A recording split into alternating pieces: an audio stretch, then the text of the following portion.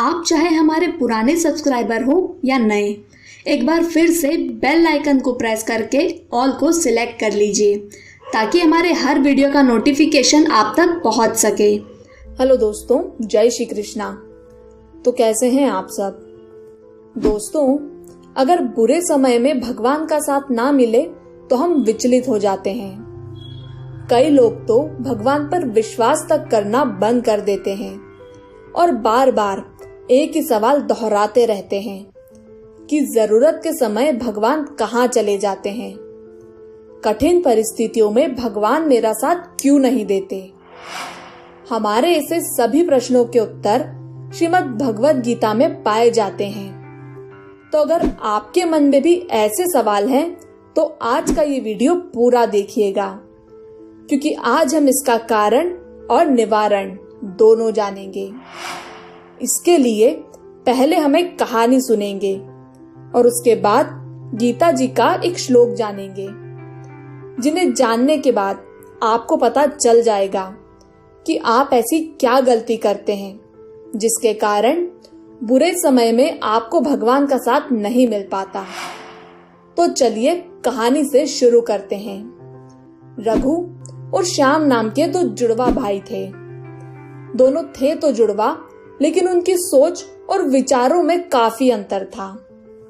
एक बार उनके जन्मदिन पर उनके पिता उन दोनों के लिए एक एक पौधा लेकर आए।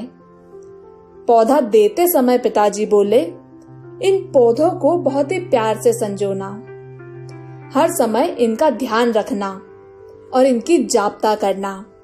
फिर देखना, तुम्हारे समर्पण के चलते एक दिन ये पौधे बड़े वृक्ष बन जाएंगे और तुम्हें मीठे और स्वादिष्ट फल देंगे।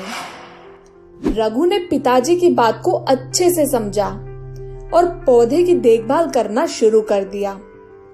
उसने पौधे को घर के बगीचे में गाड़ दिया और हर समय उसका ध्यान रखने लगा। हर दिन वो पौधे को साफ पानी देता, समय समय पर खाद बीज भी डालता। रघु ने पौधे की देखभाल को अपनी दिनचर्या का हिस्सा बना लिया। वहीं दूसरी ओर श्याम की सोच थोड़ी अलग थी। उसे लगता था किसी एक दिन मीठे फल खाने के लिए सालों तक पेड़ की देखभाल करना, उसकी चिंता करना मूर्खता है। उसने पौधे को बगीचे में तो गाड़ दिया, लेकिन उस पर जरा भी ध्यान नहीं देता। ना ही वो उसमें पानी डालता और ना ही उसके खाद बीज की चिंता करता। सालों बाद रघु का पौधा बड़ा पेड़ बन गया और उस पर ताजे और मीठे फल आने लगे। अब जब भी रघु को फल खाने का मन करता या उसे फल की आवश्यकता होती, वह पेड़ से फल तोड़ लेता। वहीं श्याम का पेड़ तो ठीक से बड़ा ही नहीं।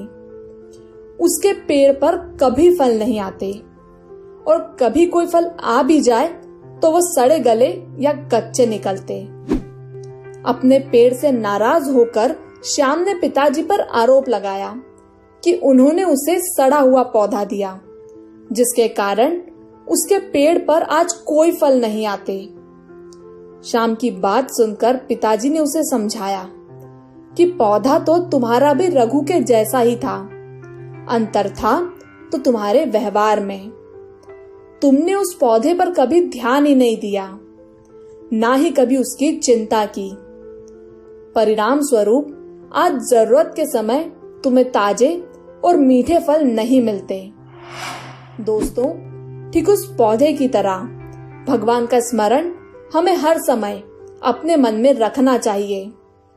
उन्हें अपनी दिनचर्या का हिस्सा बनाना चाहिए। हमें स्वयं को भगवान में समर्पित करना पड़ता है, तब जाकर हमें भगवान का साथ और उनकी कृपा प्राप्त होते हैं।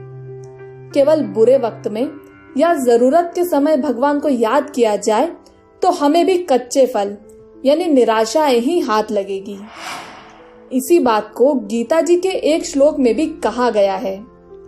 गीता जी के 9वें अध्याय के 22वें श्लोक में भगवान श्री कृष्ण कहते हैं कि जो लोग अनन्य भाव से मेरे दिव्य रूप का निरंतर ध्यान करते हैं, हर समय मेरा चिंतन करते रहते हैं, मैं आवश्यकता के समय उनका साथ देता हूँ।